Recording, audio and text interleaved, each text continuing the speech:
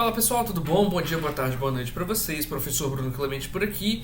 E então, depois de um hiato referente aí a férias de meio de ano e situações pessoais também que ocorreram, eu retorno fazendo mais alguns vídeos, adicionando um pouquinho mais aí na nossa playlist relacionada aos conteúdos de programação orientada a objeto com JavaScript, tá bom? O assunto que eu vou colocar aqui agora, ele não é especificamente voltado para orientação a objeto ainda. Nós vamos utilizá-lo trabalhando com orientação a objeto, mas ainda não vamos trabalhar com isso. Mas ele é um conteúdo, só para deixar clara aqui a explicação, onde houve um prejuízo com a disciplina, que normalmente lidaria com esse conteúdo, por conta das situações de Covid e trabalho remoto e etc. Inclusive essa disciplina não foi lecionada por mim, então ficou um prejuízo de conteúdo do qual me foi pedido que trabalhasse dentro da disciplina de programação orientada a objeto. Então eu estou colocando ele aqui agora como uma forma de não deixar passar em branco, de vocês terem mais uma ferramenta aí na caixinha de ferramenta de vocês, tá bom? Então eu vou fazer o seguinte, eu vou compartilhar a minha tela com vocês. Pronto. E nós vamos conversar desse assunto novo que são matrizes, tudo bem? Matrizes, muitas pessoas às vezes perguntam e elas têm um pouco de dificuldade de entender o contexto. A melhor forma de explicar matrizes é como na própria matemática, tá? Então se a gente puder ignorar esse cabeçalho aqui e nos concentrarmos aqui nessa parte de baixo, dessa que parece uma estrutura de tabela, na verdade nós temos uma matriz. É uma estrutura de matriz similar àquela matriz encontrada na matemática, beleza? Então nós temos aqui uma matriz de 3 linhas e 5 colunas, portanto ela não é uma matriz quadrada, tudo bem? Então, tendo isso, do mesmo jeito que você pode representar as matrizes matemáticas computacionalmente, e você também pode fazer contas com ela no seu caderno, professor de matemática lhe ensina, você também pode utilizar o seu JavaScript ou a linguagem de programação da sua preferência para fazer operações com matrizes, tudo bem?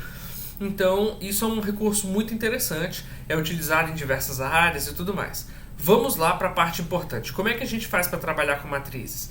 Na verdade, nem existe matrizes no JavaScript, tá? Não existe esse conceito, vamos dizer assim, de matrizes no JavaScript.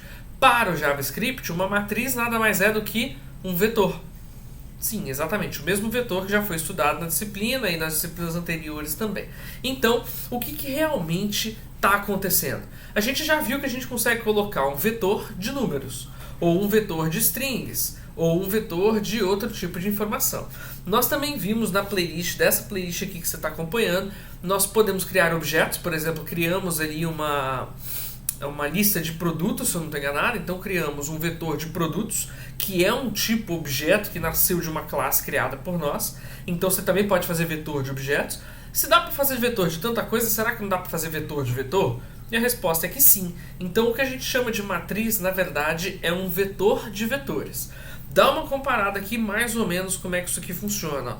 Do jeito que nós temos essa estrutura aqui, nós basicamente temos um vetor, e em cada posição desse vetor nós temos outro vetor, tudo bem? Então na posição 0 do vetor nós temos esse vetor inteiro, na posição 1 do nosso vetor nós temos esse vetor inteiro, e na posição 2 desse vetor nós temos esse outro vetor inteiro.